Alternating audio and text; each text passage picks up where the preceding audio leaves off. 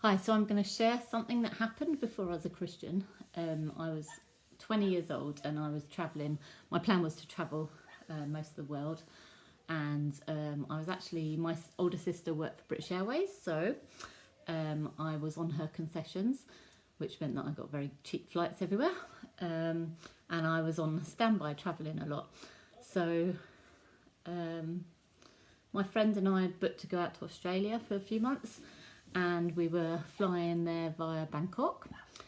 So my friend had booked, she got a seat with British Airways, and we went to Heathrow Airport. So we went there the first night, and she was due to go on the plane, and she checked in and everything, and I went into the staff travel, and unfortunately there were a lot of people also trying to go because it was the beginning of October. I think it was 1st of October or something, and the flight was full, so I couldn't get on it. So it was a bit of a pain, but I said to my friend, okay, just, don't worry, you go ahead to Bangkok and I will meet you there tomorrow. I'll try and get on the plane tomorrow night. So my friend went off, we did a hug, had a bit of a cry because she was a bit scared. She hadn't really been, to these places on her own before. And we were due to spend, I think it was only 2 or 3 nights in Bangkok. I can't remember. And so she went off, and so there we go. I went home to bed. And the next day I went up to Heathrow again. I tried to check in to see if they had space. And you have to wait until about half an hour before the plane's due to leave, and then it's all a rush and you get told whether you've got a seat or not. Again, I didn't get a seat, and there were a lot of people. It's a really popular time to fly to Australia and Singapore and Bangkok and everything. That's the route that we travel. That's the British Airways pathway.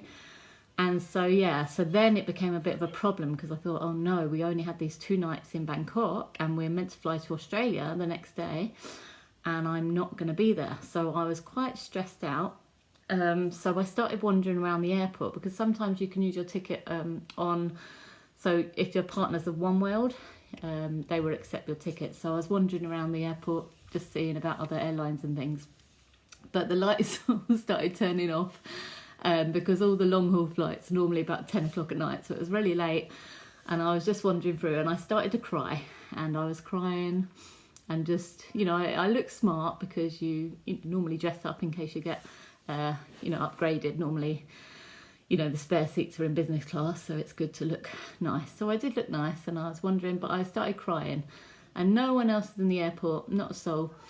And so I just remember standing there with this ticket, and suddenly this guy appeared. He was wearing a suit, he looked very smart, and he came over to me and he said, oh, what's the matter? Why are you crying? And I said, oh, my friend's gone to Bangkok, and I've just, I couldn't get on the plane because I've got a standby ticket and I can't get on, and she's going to go off to Australia. Anyway, I don't know, I was pouring out the stuff. Anyway, the guy went, oh, I'm so sorry to hear that. Let me see if I can help you. Let me see your ticket. And so I gave him my standby ticket, and he disappeared for a couple minutes, and I was, at that point thinking, oh, wait, he's nicked my ticket now. But curious as well. And he went and he came back and he gave me a boarding pass. And it was a boarding pass for Thai Airways, and the flight was due to go straight away. And he said, I'm a manager of Thai Airways. You can come on our plane. And I was like, oh, thank you. So I went to Bangkok that night, got to Bangkok, went and found my friend in a hotel. There was a bit of drama there, a bit of excitement there, but I won't tell you that today. Anyway, so that was amazing. And then I went to Bangkok Airport. We were meant to go on to Sydney, Australia. Again, my friend had booked a proper seat and paid the full price, and she was ready to go. And I went to the airport with the standby ticket again, went to the staff travel, and at the desk, it just said no staff travel until December. And my heart was like, oh no. And we kind of froze because it was like, oh no. And the desk was closed. So then I started kind of freaking out because this was like the beginning of October, and I was like, oh, I hated Bangkok. I hated it. From the moment I got off the plane and out of the airport, it was like I couldn't breathe. It was like a horrible, dark, dirty place. Chickens on the street. Just felt very, I just didn't like it. And I did not like the thought that I was going to be stuck there. So because I'd worked really hard before we went away, I'd saved up a lot of money, had about 10 grand in my bank account. So I was like, oh, it's fine. I'll just go and buy, a ticket with another airline. So we went round to every airline, bearing in mind she's getting her flight soon. It's going to go soon. So we're having to sort of, bear in mind the time for her to board. And every airline, their flights were full. And I was just like, what? And I was like, come on, just let me buy a ticket. Just any ticket, even first class. Like, how much? I don't care. I have the money. And everyone was just like, no. And I was like, oh, what about tomorrow? No. And they were like, it's full. It's like full for weeks. And I was just like, oh my goodness. And so we didn't know what to do. And time was ticking for her. So we went over to where the shops are. And we sat on, I just remember us sitting on this sort of bench thing in between shops either way. And both of us just started to cry. And we were just crying and crying. And I guess, at that point, maybe I was praying. Maybe I was saying, oh, God, help us. And I was thinking, oh, someone help. And it was really like, oh, I can't stay here, God, please. Because I just hated it. And then suddenly, so we were both crying and she had to go. Like, she had to leave me. And she was just like, I can't go to Australia on my own. Like, when are you going to come? And then suddenly we had this little, voice saying, tickets for Sydney.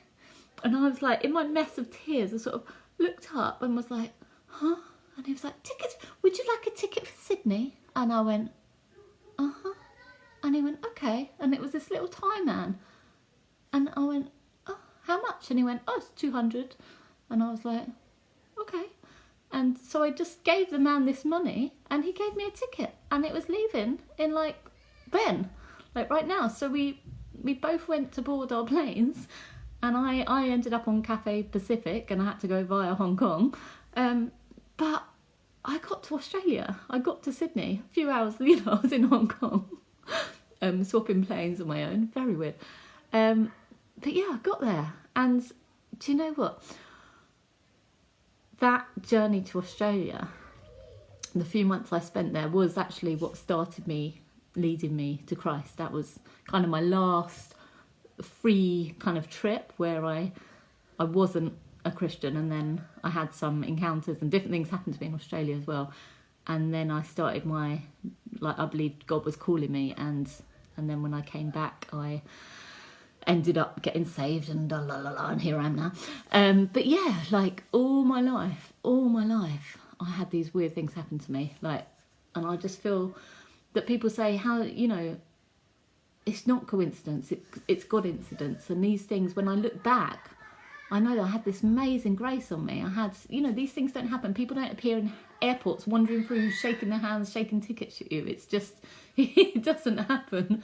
And I had so many crazy times in my life. I might share some more, but that just really showed that God was with me, and he did the miraculous to get me where I needed to be, to reach me, to show me that nothing is impossible.